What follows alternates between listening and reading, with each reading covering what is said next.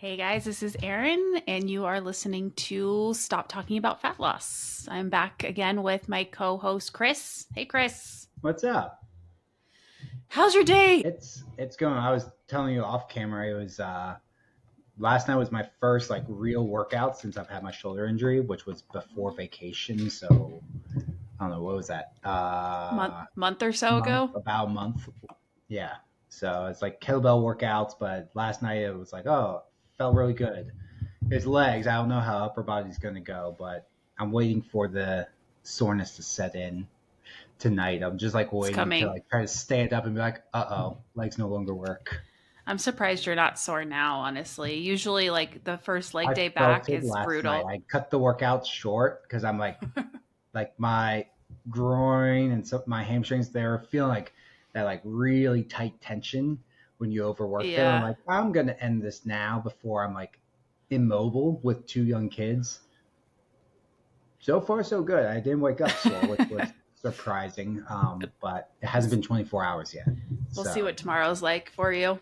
tomorrow might be hell. Everyone reach out to Chris tomorrow. Well, you'll listen to this a week later, but you can still ask him if he's doing okay. Yeah. Sometimes it takes that long.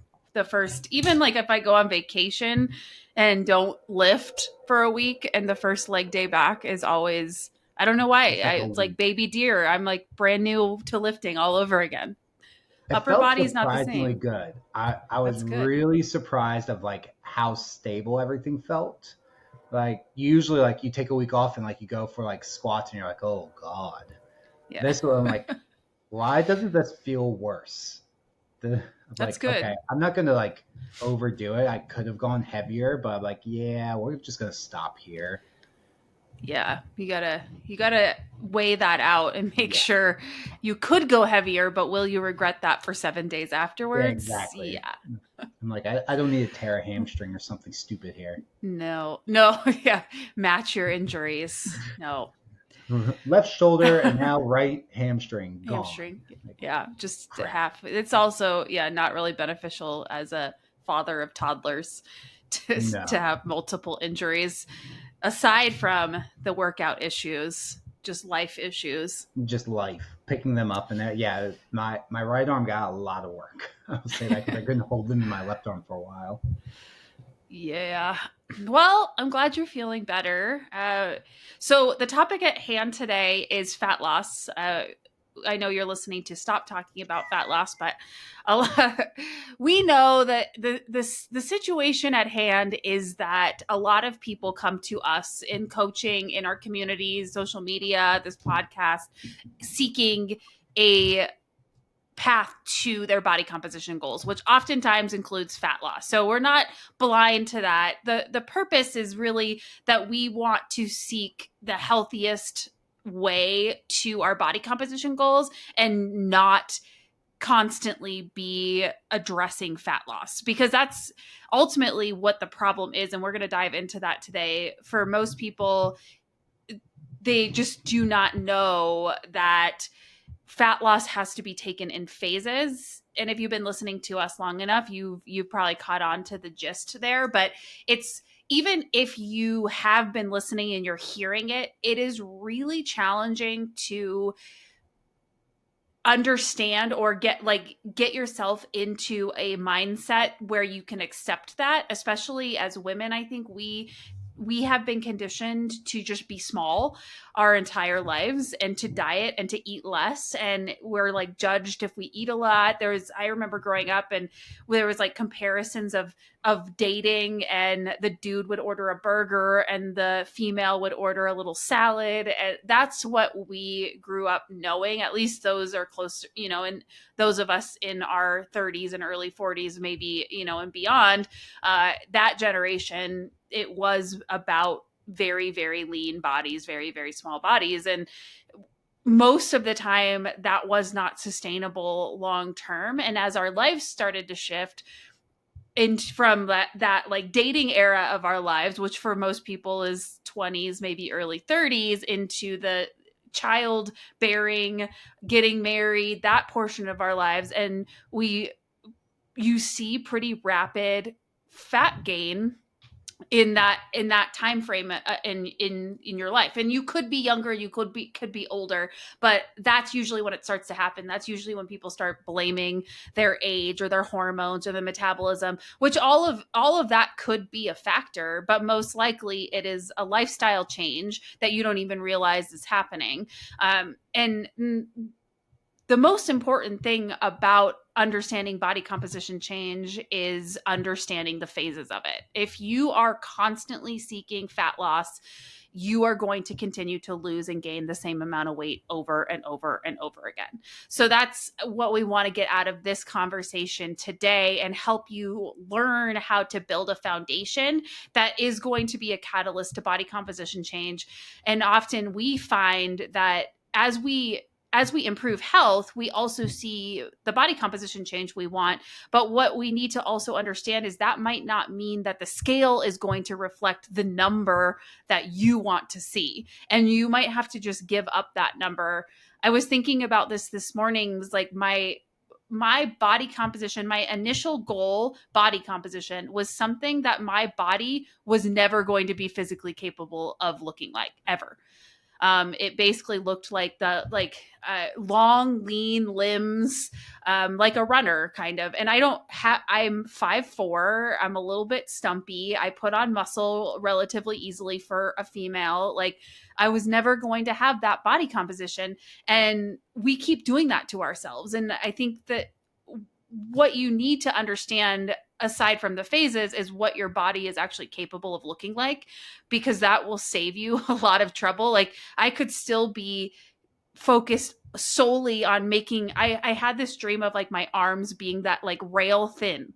They never were going to be that, and now I want them to be big and have muscles. So because that is something that my body, and not big, you if you've seen me, it's not like I'm this like massive wall of a human. You can just see some muscle tone. So um anyway, Chris, if somebody is wanting to lose some body fat, how do we start to identify that we are actually ready to be successful in fat loss, as opposed to, starting keto again, losing that 10 pounds initially, and then that all coming back on? So first thing is we need to make sure there's a foundation placed where we're going to be capable of losing body fat. So we need to make sure we've been eating at maintenance calories. If you've been doing the yo-yo start, stop, restrict, binge type thing, you're probably not going to have a great foundation because your metabolism's probably been downregulated a little bit. So if you try to go in the fat loss phase, probably not going to have great success right off the bat.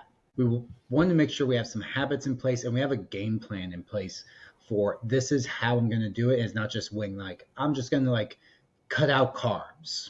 Like it's not really a great game plan. Like how many calories are going to eat? What's going to replace those carbs in your diet? What exercise routine are we going to do? What habits do we need to break and replace with better habits? For example, if you cope with stress with eating or with drinking, those are going to be things where we need to address those. Otherwise, again, you're not going to have success with fat loss in the long term. So we need to address those things first before we just jump into a fat loss phase. Now, a lot of people do just jump into a fat loss phase and you can address them along the way. It's just going to be harder. But I would suggest if you're like, I need to lose weight, okay, we need to make sure some of these things are addressed first. We come up with a game plan, and then we can actually enter a fat loss phase. And ideally, we're going to be in like more like a maintenance phase for like 12-ish weeks before jumping into a fat loss phase. But just knowing people, like if you're listening and you want to start one now, like 12 weeks, you're like, I can't wait that long. So what we do in prime is usually like 4 weeks initially. Like, let's get some habits done. We can still make body composition changes. You might not see like the scale change a ton, but we might lose inches. And we're going to work on habits. We're going to work on tracking macros. We're going to work on a lot of these other things without the expectation of weight loss. And so when we go into a fat loss phase, you already have built these things and you know what mistakes you're prone to, what you've learned these skills along the way. So then when we go into fat loss phase, we can just start getting results and we know why or why not we're getting results instead of like, I work so hard, I'm doing everything right and the scale's not budging. Like, well, you had your period last week. Like that, Yeah. it's water weight.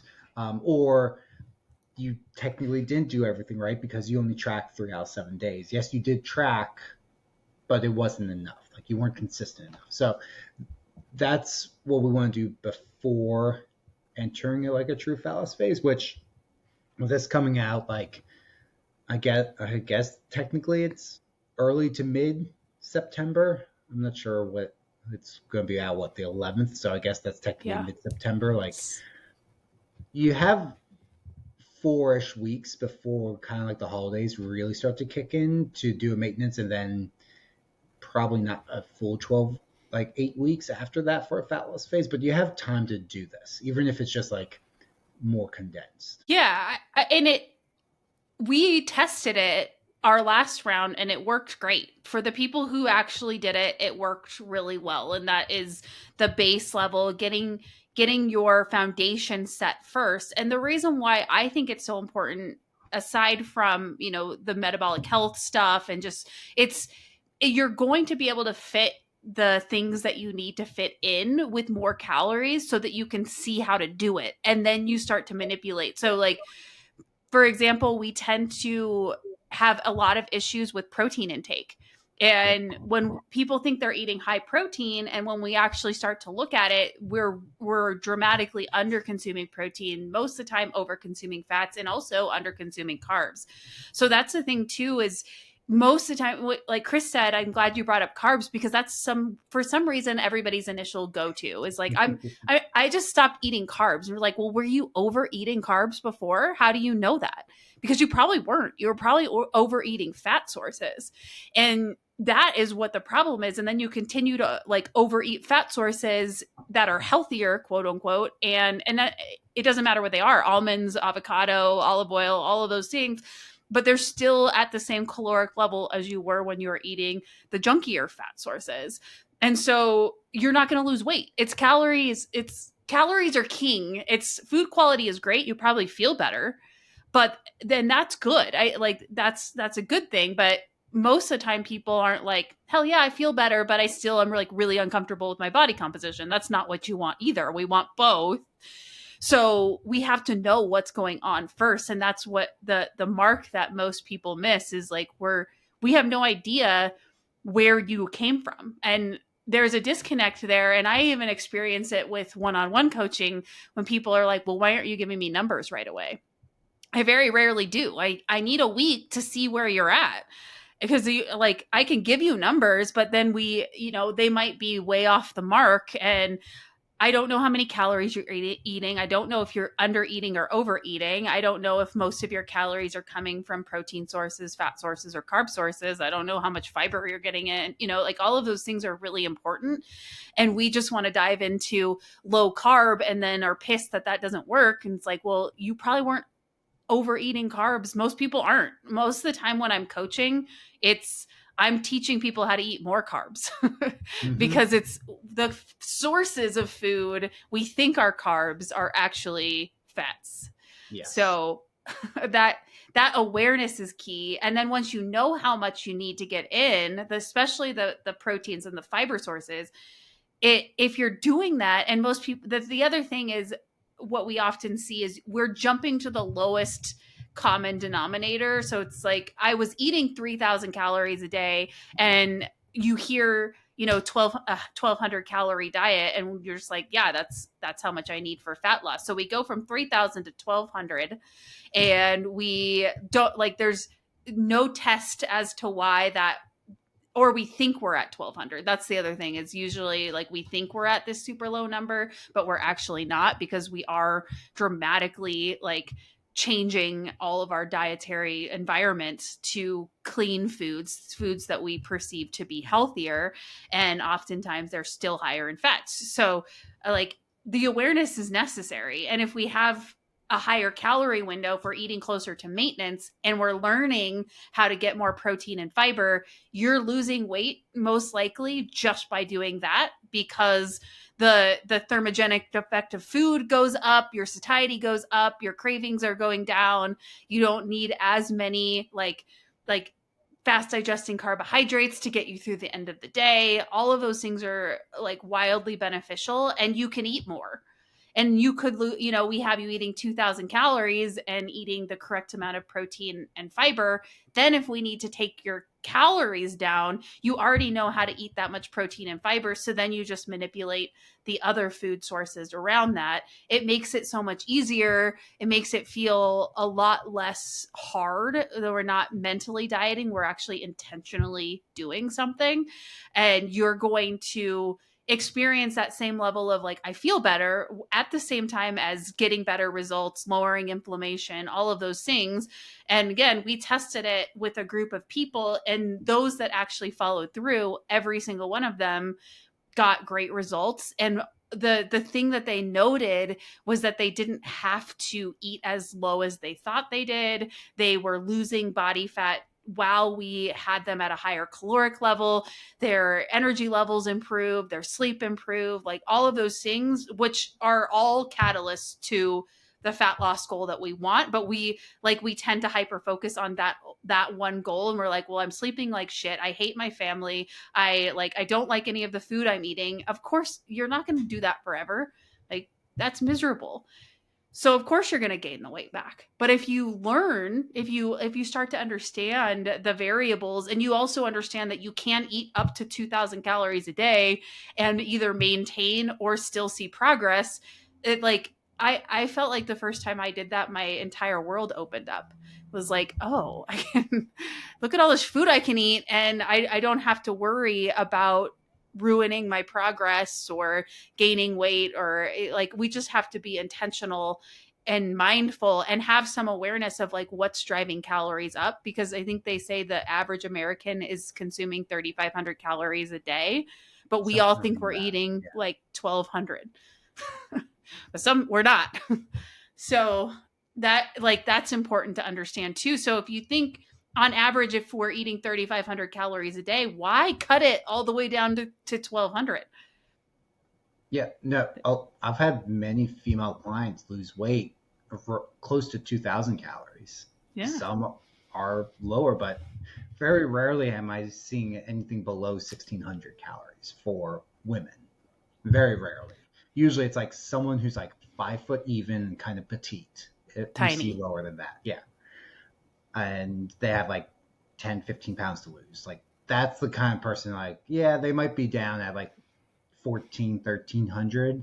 Um, but for the most part, like, we have the next round coming in for this program, and they're all 1,800 plus Yep. starting out for calories. Now we're going to maintenance phase, but yeah, it's all, everyone's eating over 1,800 calories starting out the program. You're not eating like nothing at all.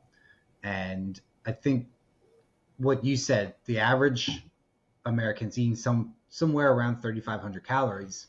Now that's men and women combined, but it's still like, if women were actually eating far less, like, that would bring that number down. So a lot of people are just unaware of how many calories they're eating through sugary drinks, through alcohol, other things. Like, you might eat 1,200 calories of food, but then you eat 1,000 consume 1,000 calories of alcohol every single day. Yeah. I'm like, yeah, so your calorie intake's 2,200, not 1,200. Or it's usually the lack of awareness, the snacks, the bites here and there, not thinking you're eating a portion when it's a portion and a half, two portions. Peanut butter is a common example, but even pasta, or Yeah. not counting like cheese or something. You think it's protein, like, oh, I'm adding protein, but every time you add protein, you add fat to a meal. All those things add up to, if you're not tracking it and you're not aware of that, you're not actually eating 1,200 calories. And that's where you can get frustrated. Like, well, if I eat more than 1,200 calories, I gain weight. Like, no, that's not going to happen if you truly eat 1,200 calories of like minimally processed foods with a few snacks here and there, but the right amount of protein, right amount of fiber. Most people aren't doing that. No. I don't think people realize how little 1,200 calories actually It's is. nothing. It's not a lot of food. And if you have ever, I have, and I could not stick to it for very long. I had a not great coach in the like beginning of my bodybuilding journey, not my first coach, but the second one, and she had me on a 1200 calorie diet and it's miserable. It's like I was consuming like zucchini and chicken because nothing else fits, and if you want to use a little bit of olive oil in there, then like otherwise you're just eating bland chicken and vegetables, maybe with some salsa on top. So it's not a lot of food, and that's the thing too, is we are wildly unaware of the things that add up, like Starbucks drinks. Sometimes those are like 5 to 700 calories just for Mm-hmm. a drink, and we're not really accounting for that in most cases. So there's a lot of things that add up very very quickly where you don't think you're eating a lot. And that's the thing too, is like you're probably not eating a lot. Like the volume isn't a lot, but the caloric value is high, and it brings you up close to your maintenance calories. So even if you are under consuming a couple of days a week and then eating at maintenance a couple of days a week, and then on the weekends you're eating over, technically the average is slightly a surplus. And that's how people put on weight over years. And they're like, we usually get to a point where it's a significant number, somewhere between like 15 and 50 pounds, right? We're like, I don't know what happened. Somehow this was me. I'm like, all of a sudden I was up 40 pounds. Well, that didn't happen like in a day. That happened over the course of time, a couple of years, were just like incrementally going up. And that's the thing about fat loss too, is like actually fat loss can occur faster than weight gain, but Mm-hmm. we it also has to be slower. It can't like, because it took you 5 years to gain 40 pounds, you want the 40 pounds off in 12 weeks. And if I say it'll probably take a year, it's like, well, it took you 4 years to gain it. It's only going to take you a year to get it off. If you start to change that perspective, it becomes a little bit easier to swallow, but it's like you can't do it in 8 weeks. And if you think you can, all of the things that tell you can do shit like that will maybe work like for a short period of time, but then you end up hungry, metabolically fucked, and hormonally all weirded out, like no muscle mass, and you gain that back plus some. And then it's harder the next time you try to do that same diet again. It's like your body's like, no, I'm not going to do it again. But if we have some awareness of where we're at, everybody is capable of fat loss. It's not, if you think that you can't, we need to figure out why. It's not you can't. There's a variable that you're missing, and more often than not, it's the chronic diet cycle that we put ourselves in over and over and over again without taking any breaks. And especially if it's working, that's the other thing. It's like people will be in this groove and it's working really well, and then the biofeedback starts to tank, and they still want to lose body fat. So we're pushing against a body that's telling us to take a break, and end up in full self-sabotage mode. If we do it intentionally, even if you spend 8 weeks in fat loss, you're down, let's say 8 to 10 pounds, which would be great progress in that time. You should still take a break, even if your goal is to lose an additional 10 pounds. Like, let's keep the body healthy and happy, and get yourself to a good place mentally to go back into fat loss so that you can be successful long term. That's how you keep it off. It's like I remember a lady once asked me, because my highest fat loss in my lifetime was 40 pounds. And she's like, well, what if I need to lose 80? And I'm like, well, it's the same process. It's just longer. We do the same things. We do the same things that we did to lose 40 pounds, just another another round of that. And that it can be that simple, but you do have to take breaks. We're not just like dropping 80 pounds in 2 months, like the internet will tell you that you can. Yeah, You're gonna hate it. yeah. You're 80 pounds is a lot of weight. And It's a lot. I've seen people do it. The so I've we had a client who lost like 100 pounds in a year.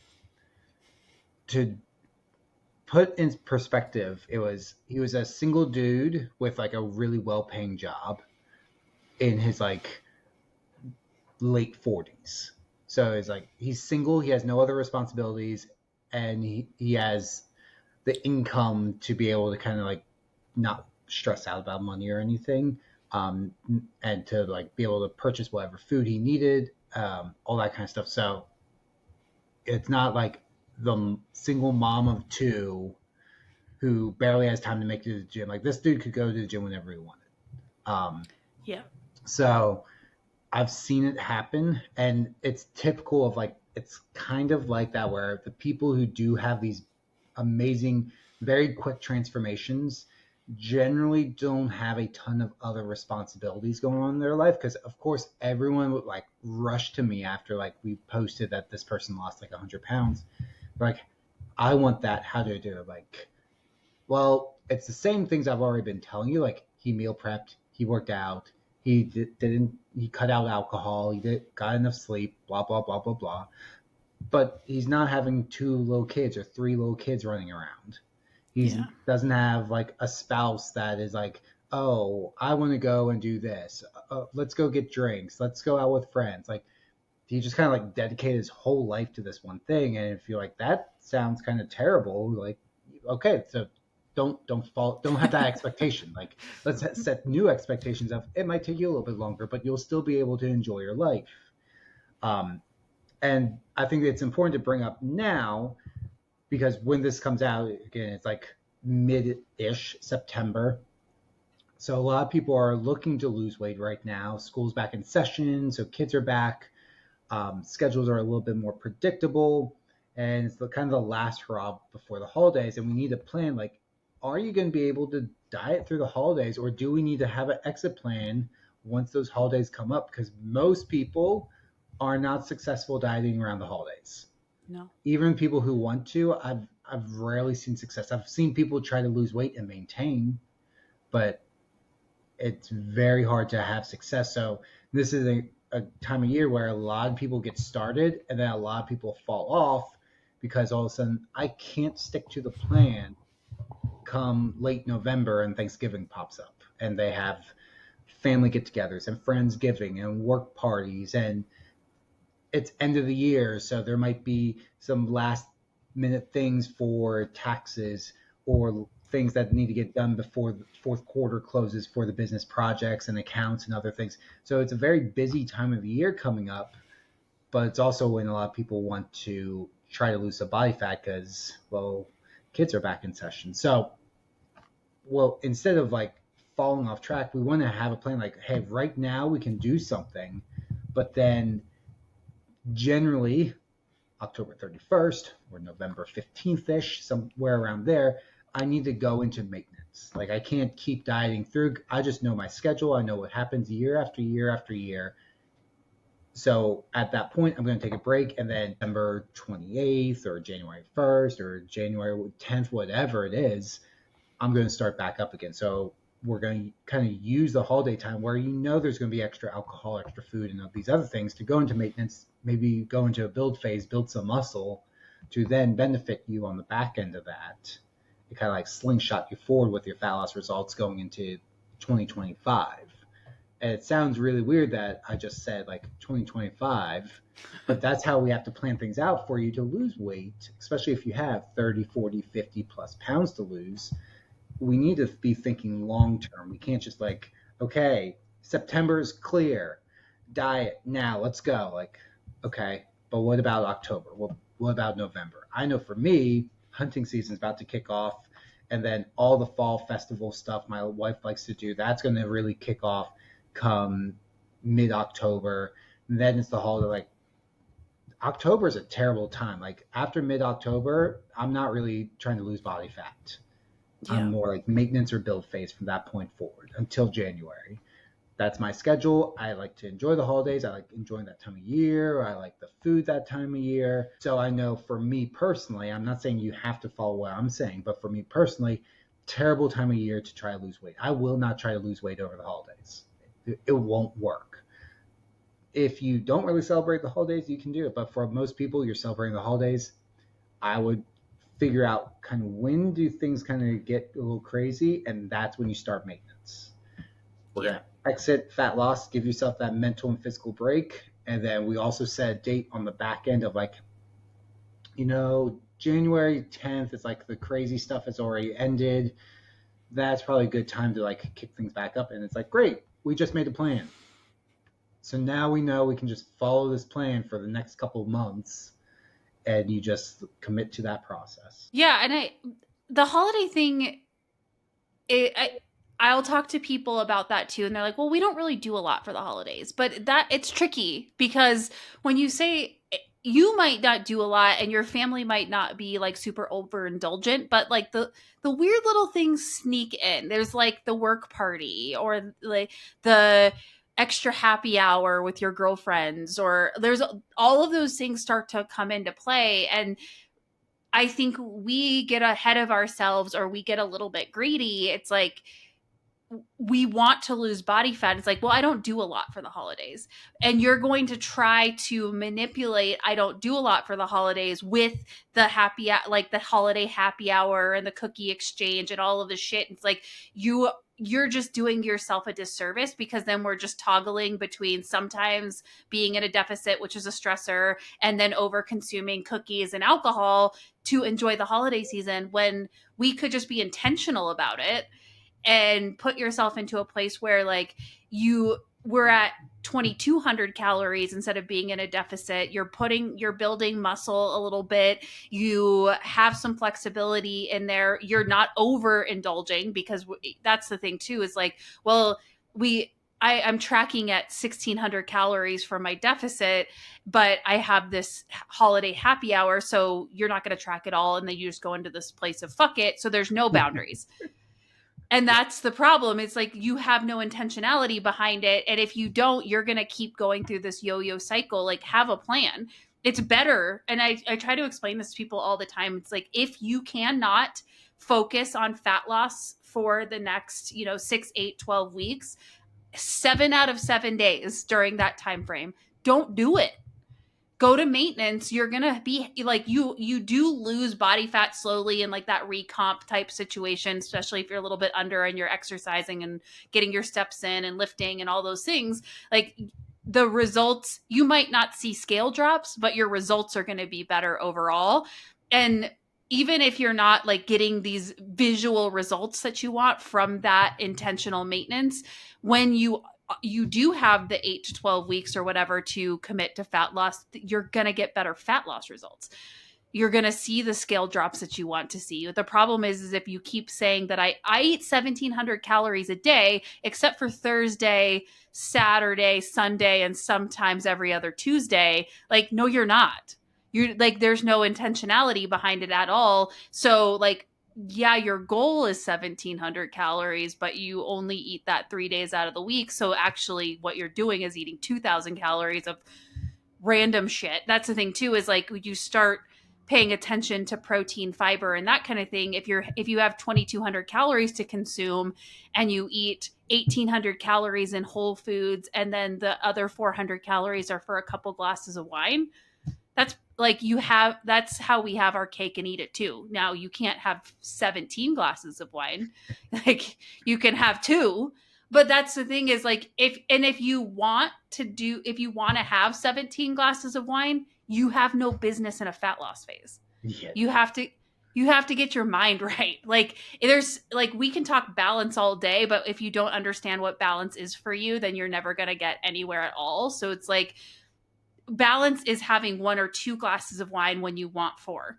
It's not having 4 just because you want 4. Like, that's not balance. That's overindulgence, and that's putting you in a bad place. And it's like, if you want to have multiple cocktails, or you want to go out to eat. We were just talking about a previous client who loved going out to eat multiple times a week. It's like, well, you can do that. And I get that that's fun. I love going out to eat. I love food, but you can't want to eat out 5 days a week and eat whatever you want and still accomplish fat loss. You can't. So you have to start to think about what works for you and what doesn't. I get this all the time online. People are like, what can I eat at McDonald's that fits with my goals? And it's like, fucking nothing.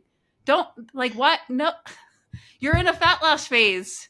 Like we have to start to like make some shifts. And if you love something at McDonald's, maybe in fat loss that's what you have. I'm using McDonald's as an example. This could be anything, but that's something you have once a month while you're in fat loss, and when you're at maintenance, maybe you have it once a week.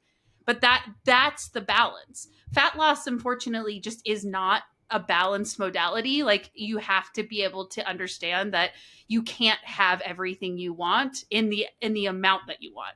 You can have like throughout the week you can have a little bit of whatever you want. You can have a couple glasses of wine and lose body fat. You can't have it every day. You can't like you can't go through the drive-through every night for dinner and lose body fat in most cases. Like it's just going to be, you're going to be hard pressed to do that. So starting to think about that and really being realistic about the goals that you have and how to set yourself up for actual success. It's like, again, if you eat 2,200 calories, enough protein, enough fiber, and fit some wine, extra wine and cookies in during the holiday season, and you stabilize your weight instead of gaining the 10 to 15 pounds that the average American gains through the holiday season, then you start in January with stable, like maybe you don't track on Christmas or New Year's or whatever. There's some flexibility there too, but you know that you've eaten 2,200 calories a day. You maintained your body composition, maybe gained a little bit of muscle. And then in January, you start a fat loss phase at 1,800 and the weight just starts falling right off.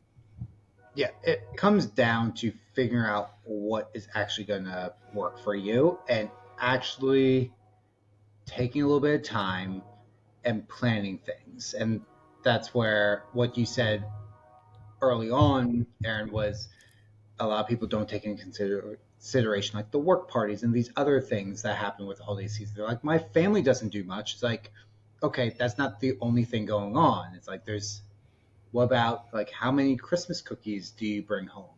How Yeah. many other things? How many other temptations? Work parties, friends get together, things like that. What kind of stuff happens? Do you know, like, if you had a career change this year, does your work do things? Like, you can ask people, like, hey, well, like, are there work parties? I've had clients in the past where they had work parties, they had clients would do parties with them or things like that. So they would have something like almost like once a week or sometimes twice a week. If it's like husband and wife, it would be like, okay, well, this work party's on Wednesday, and that was my husband's job, and then my work party is Friday, and so it'd be like, wait, what? And then they're like, okay, next week, this client for my husband is putting on a big party, and we have to go into the city for that. And it's like, this is the next like 8 weeks, and they're like, I don't know why I'm not losing weight. I don't know why I can't get to the gym. Like, oh yeah, because you're working all day, and then you have to go home, change, and then you're out till like 11 p.m. for this like work party thing with this client, and then you turn around, come back the next day, back to work. Yeah.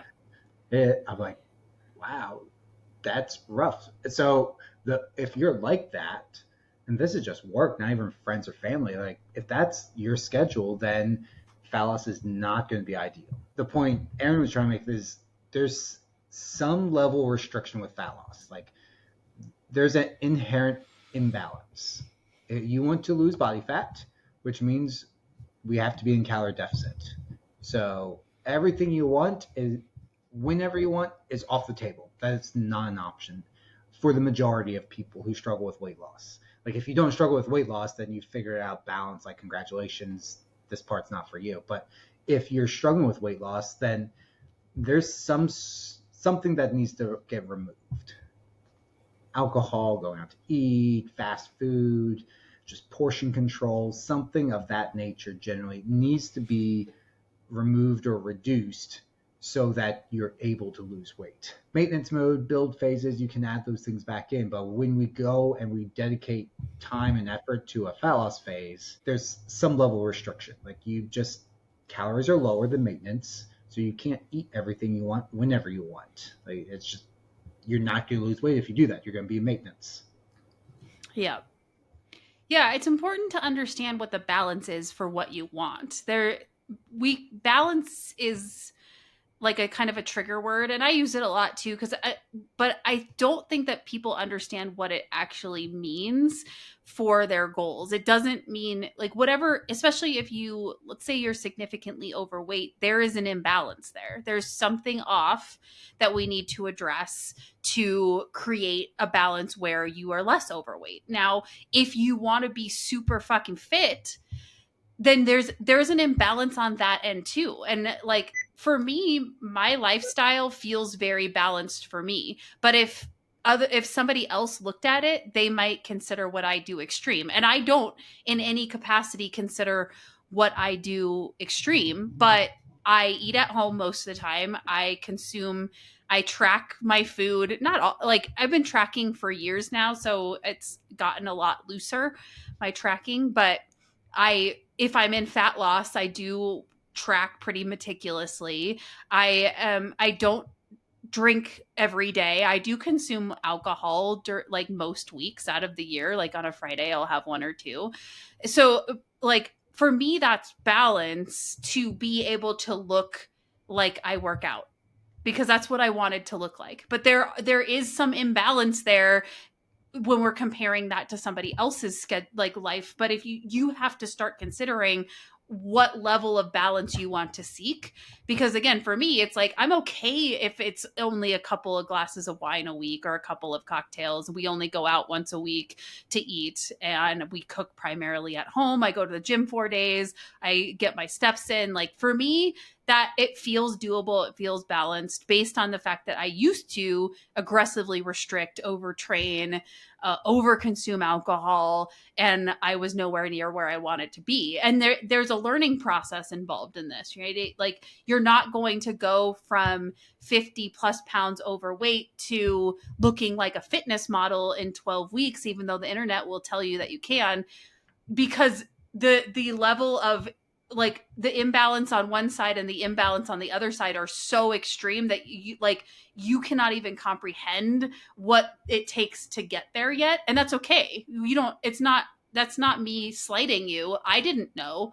You just don't understand because you watch or see before and after photos, most of which are fabricated. That's why I like to tell Yeah. people it took me 6 years or 8 years or whatever to get to where I am now from where I was.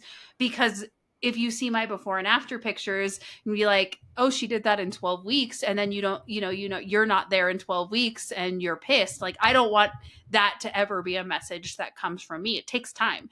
Was I stoked about my results in the first year that I actually like started diving into this kind of process? Hell yeah, I was. Was I where I wanted to be? No, I still had to learn. I spent a majority of that year pursuing body fat in the extreme. I was Chris's client, the female version, single, made pretty decent money, did nothing fucking else other than eat protein and go to the gym. I did not celebrate holidays. I think I went out to eat one time that year, maybe twice. I did not have a single drop of alcohol for 8 months. And then I like took a little bit of a break and then went back on. And I have no kids. I had two dogs at the time. So that was it. That was my work, and the dogs were my responsibility. I could eat at work, and I worked in Mexican food. So I just ate a bunch of proteins there. But I also had the ability to like meal prep pretty easily because I literally had nothing else to do. So if you have, and that's how I lost 40 pounds in a year. And so you have to kind of consider that as well. Like if you at this point in my life, and I still have no kids, but I own a business. I'm married. We're building a house that like in Mexico, and when I go to Mexico, I like to enjoy tacos and margaritas. Like I don't think I could ever do that again.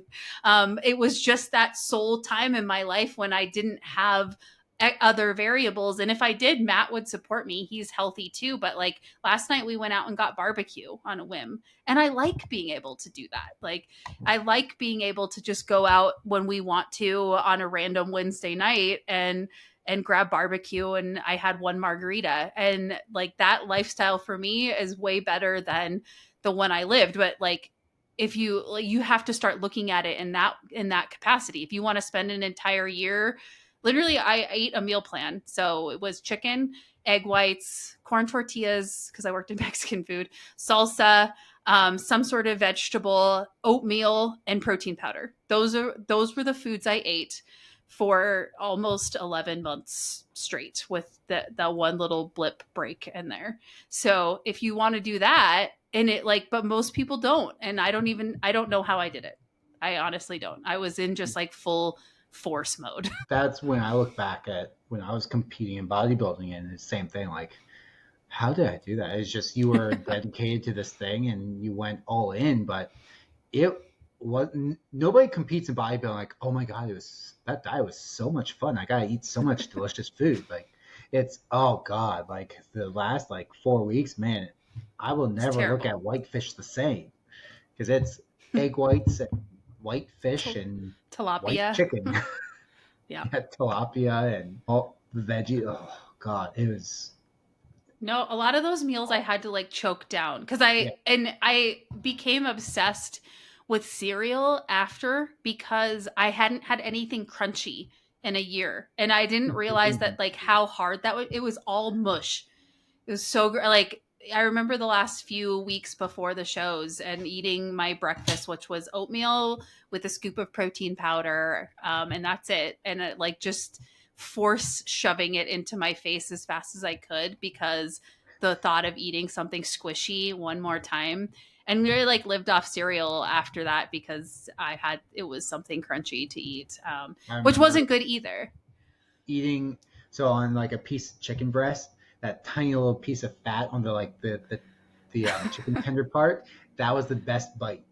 I remember like I would cut that off specific and like savor that part because you I was eating like 200 225 grams of protein, and it was all like the boring proteins. It was canned tuna, whitefish, chicken breast. It was there was no added fats or anything, so it was just super boring. The only fats we really added were I think I was still eating some egg yolks, and it was like peanut butter and oatmeal. It's like Yeah. take all the fun stuff you enjoy with food and just get rid of it. Like cheese, that's out. Peanut butter, for the most part, that's out. Like you get like one serving a day, maybe. Instead of like a lot of people replace that with like almonds. Like, okay, great. My fats are almonds. How Yeah. delicious. And back then it was only get raw almonds. So not even like the roasted, like, nope. It was like raw, unsalted almonds. This is terrible. But that's how you like get results really quick, and you can get amazing results doing that. But it's not enjoyable, and it's definitely not sustainable unless you just like eating mushy food all the time. Because like I, No. pre-competition, it was like white fish and asparagus. It's still to this day. I just said it like, like the flavoring was like lemon. That was the only like seasoning added to it. It's Salsa, lemon. salsa, lemon. Yeah, it's not fun. It's not. It's like a little over glorified. It definitely makes you mentally tougher if you don't end up developing a negative relationship with food. Like if you can do it successfully, you definitely come out like mentally stronger from it. But a lot of people come out of it with borderline EDs or just like a really bad relationship with food because what you'll see of what you don't see a lot, I shouldn't say you see, you're hearing it more and more, but what you don't usually see is on the back end of those competitions and things, a lot of people gain weight uncontrollably. Like all of a Yeah. sudden, like the competition's over, the restrictions over, and then they just start stuffing their face, and then they just pound like weight just pours on because they just like Yeah. literally can't stop eating. Like you are in basically controlled starvation. Like you're borderline, like your body fat levels are dangerously low at competition. Your body does not want to be there. Um, Even though like you quote unquote look good, your body is not happy with you. So the back end of that, it's not pretty. And a lot of times you'll see all of a sudden like women's stop posting pictures or stuff because they've gained 20, 30 pounds on the back end of those competitions in a matter of a few months. Like all of a sudden all that work I worked so hard for is gone. It's like, yeah, like you can't maintain that look. And the people you see posting year round with that look, they're either doing a lot of drugs or they are just taking a ton of photos in a short amount of time, and they just use those photos all year round. Like a few people will do multiple competitions and they'll be in multiple cities, so they can get photos and they'll do a photo shoot at every single city they go to. You don't know that necessarily, so all of a Yeah. sudden, like they have 2,000 photos, they can just post a photo a day. Like you only need one photo a day for social media, so they might have 2,000. Great. Okay, so I can just pick a random photo, throw it up, and put a caption, and I don't have to take any new photos whatsoever. Yeah. Or they edit and that Good old the Goob for era that. of editing. Yeah, the era of Yeah. editing. If you Yeah. want to learn more how shitty and shady some of these people are, it's what Goob to you. Yeah. What was is that his handle? Goop. Goob, the number two, and then you. I'm pretty sure it is. Yeah. I think it's that on Instagram. I think he's Instagram only. Yeah. He calls out all the crappy influencers. He's also calls out a lot of other bad people, but mostly it's people who edit their photos. He calls out, so you can go and see like, oh, this person actually isn't doesn't look like this. They have their waist brought in, or they have their butt and boobs enlarged in the photo, or they do that. Like guys will have their arms enlarged, their chest enlarged. Yeah. Like so Wastes. bad. Waists are Yeah. brought in, and it's Yeah. always like the people who say like the most controversial shit, acting like they're better than you, and then it's like you edit your photos. Yeah.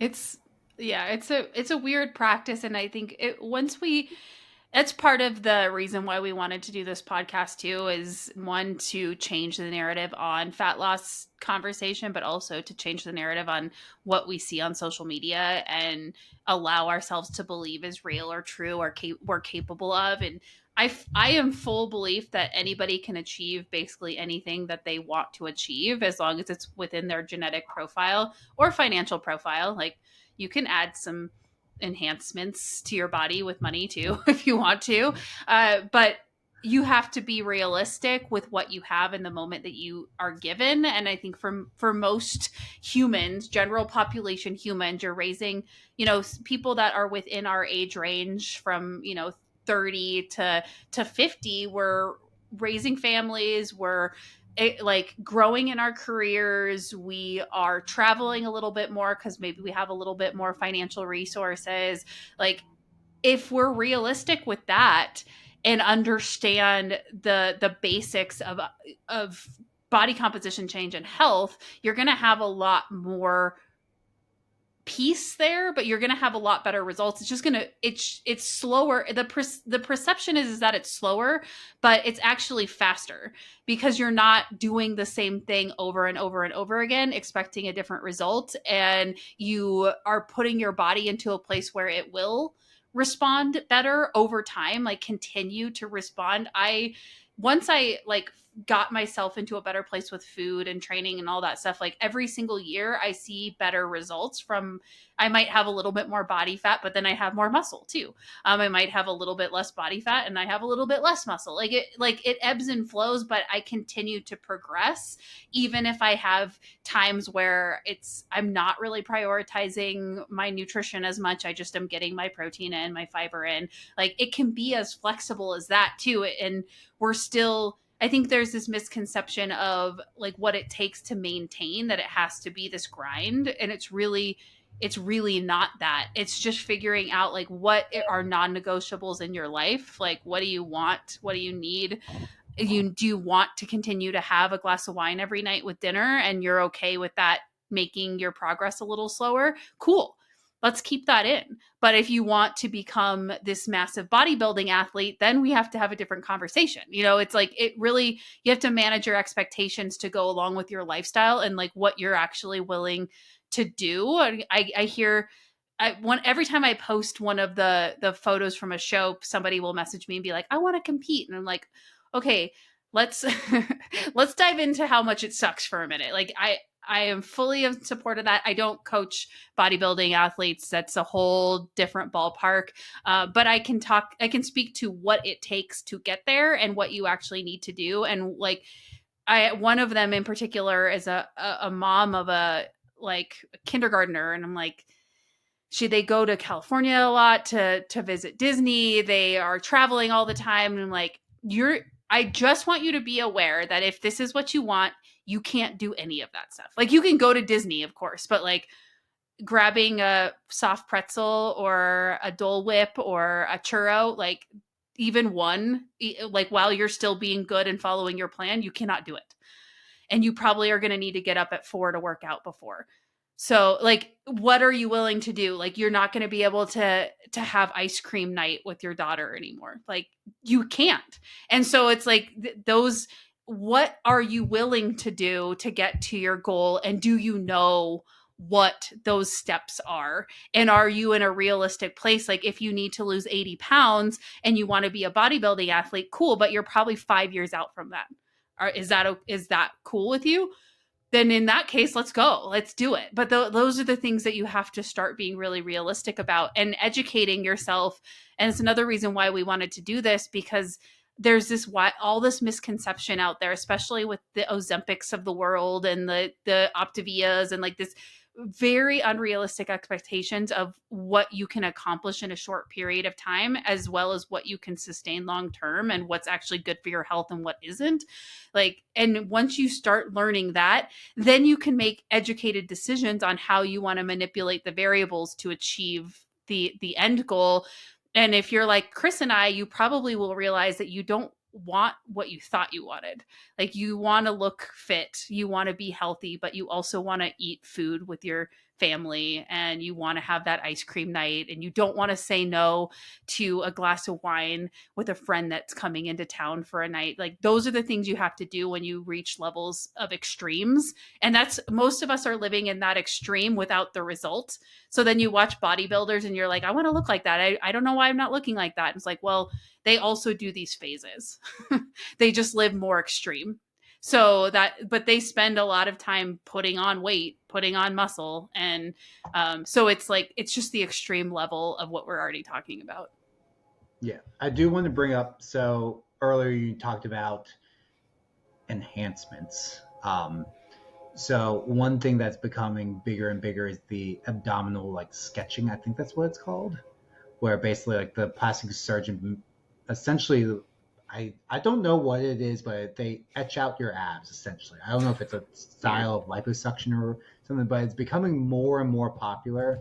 Um, and you see it, the women who get it, like their arms aren't super toned. Like they're in shape, but it's like they're not lean enough to have abs. So you want to be aware of, there's a lot of women who are open about plastic surgery and other things that they've had done, and there's a lot of women who aren't. They will pretend like they worked really hard to get these results and it was this diet, and really they just got a butt lift and then they got this ab sketching. I just saw one yesterday with someone. I haven't seen anything from her for a long time, and then I was like, it looked really good, but I know, I'm Yeah. like, she's not lean enough. Like I can see the rest of her body isn't lean enough, and she's open about having plastic surgery. So I'm like, okay, well, that actually looks good. It doesn't look like super fake like some of them are, but like it is, she doesn't have abs. But if you don't know that, you're like, well, this person all of a sudden got abs and they do this, or they like, be aware that so many people online have some sort of plastic surgery. Yeah. And you need to look and see that and realize it's not real. They basically bought their butt or bought their abs. You don't have to do that. You can, especially if you financially can't afford it. You can go the old route of just diet and exercise, but it's going to take longer. So don't go to those people for necessarily some advice of like, here's how I got my six pack. Like they bought their six pack. That's how Yeah. they went to a plastic surgeon and they did whatever. I don't know what that surgery is. I know it's a thing. I just don't know how they did it. I think there's like, I don't know if there's like a mesh that goes in there or anything. Type of liposuction. It's a weird Oh, surgery.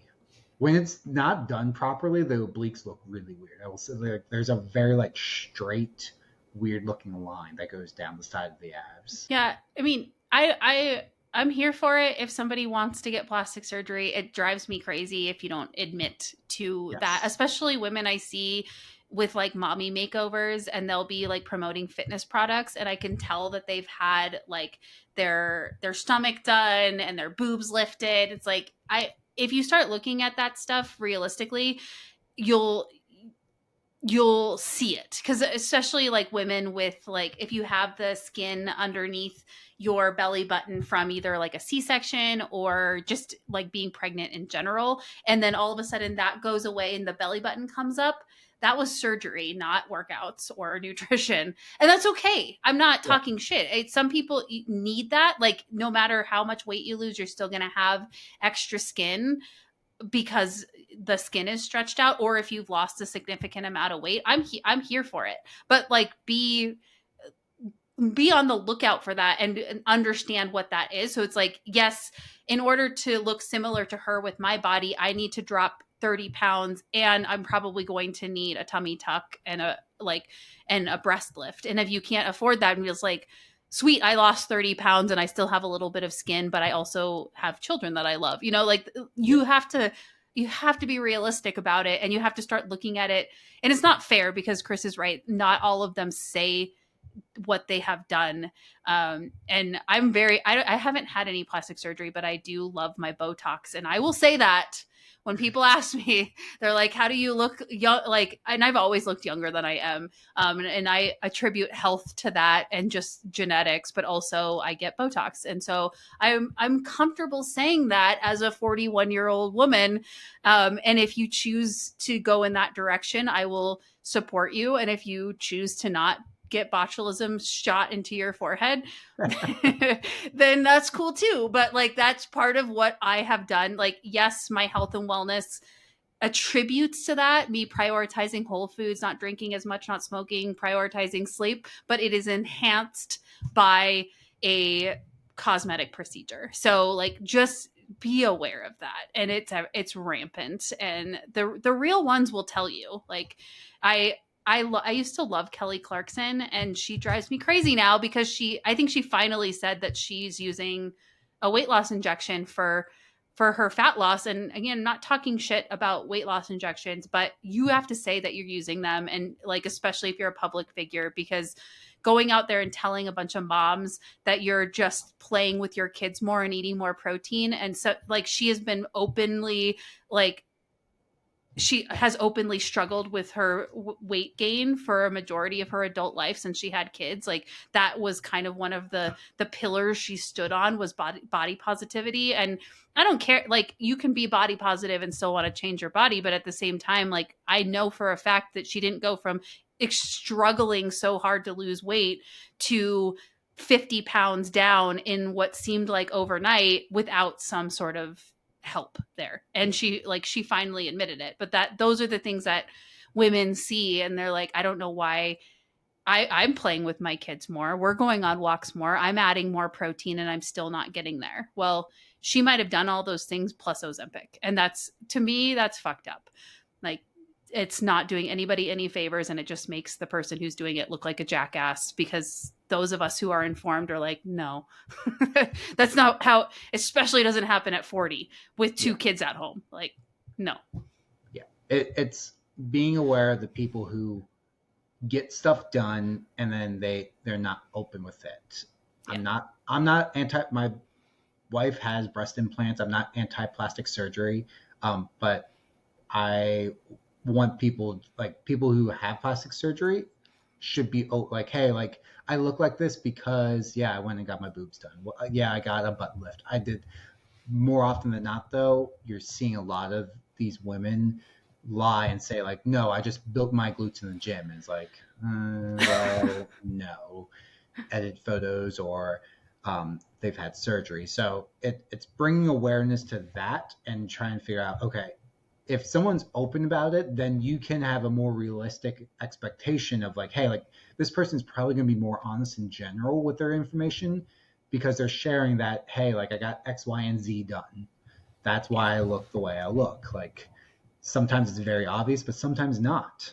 Um, and they're like, okay, cool. But then there's other ones that's like, um, I can tell you've had work done. They're like, no, I just have spend $500 a month on face cream and I juice celery and do this. It's like, no, you get a ton of work done. You've had a ton of work done. Like, just be open and honest about it. But um, a lot of women, men too, but it's more women struggle because they're like, oh, I wish I could look like her. It's like, well, you can. You're just gonna have to drop, $20,000 worth of surgery, and also have the Yeah. time off to recover from surgery. Yeah, exactly. No, and that's the thing is like you have to look at it with that lens and see like when we're comparing ourselves to women we want to look like, what did they have to do to get there and are you willing to do it? Maybe not. Or you might find that you're really happy somewhere in the middle like I am. I'm happy. Are there things I wish I could change? What like if I could be 15 pounds leaner with like what I'm doing now, would I like that? Yeah, I like to look shredded all the time, but it's just not possible. So it is what it is. So just like one, I think understanding the phases of nutritional periodization, which in like short is for most people can just be fat loss and maintenance. You don't have to do a build phase unless you want to, and just understanding that, understanding how much protein and fiber you need to get in, understanding how many calories you can eat to still get the result that you want, not as little as possible, and then being really realistic with the outcome that you want from the effort that you are able to put in, and then having your filter for people who are not as honest as they should be on social media that have enhancements or like we've talked about this before, if you have enough money for a private chef, it's probably really easy to modify your nutrition for fat loss because they Yep. just do it for you. But I don't have that kind of money, so I had to figure it out. And so that's the thing too, is like, what are you, if you start learning, it can feel really daunting to be like, I need 2 years to learn this. The whole time you're getting results, but you are understanding like what you're capable of doing, what the outcome that you want needs to be able to achieve that, and slowly start working your way to that outcome.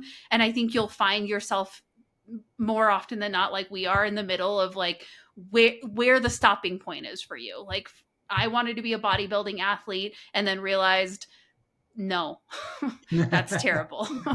I still like that look. Do I wish I could have the big ass shoulders and like walk around that lean and toned even just for a show? Yeah, I do, but I don't want to do the things that it takes to get there. So you'll figure that out along the way, and having the foundation is going to set you up for long-term success until you are very comfortable with the life part of your life and with the wellness part of your life. I think that's where we stopped for today.